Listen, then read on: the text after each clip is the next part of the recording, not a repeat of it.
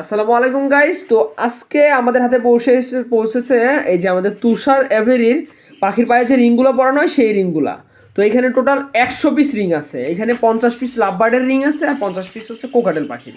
তো চলেন আজকে দেখা যাক বক্সের ভিতর কিভাবে রিংগুলা দিয়েছে। চলেন, এই হলো আমার ও মানে একটা বক্সের ভিতরে আরেকটা বক্স, চিঠির খামের মতো। ওয়াও, কি সুন্দর করে দিয়েছে দেখেন। এই যে একটা পাতা আর একটা পাতা। এই যে মেবি এইটা হচ্ছে কোকাটেল পাখির রিং আর এইটা হচ্ছে আমার লাভবার্ড পাখির রিং।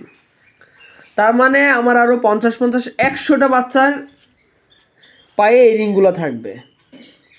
তো আমার এবিলি থেকে যারা খায় পাখি নেবেন অবশ্যই রিংগুলো দেখে নেবেন। ও আমার এবিলি না, যাদের মানে যে এবিলি থেকে আপনি পাখি নেন না কেন রিংগুলো দেখে নেবেন। কেননা মনে করেন রিং পরানো আছে মানে এগুলো তাদের অরিজিনাল ব্রিডের পাখি, আর রিং পরানো নাই মানে মনে করেন যে ডুপ্লিকেট হইলে হইতেও পারে।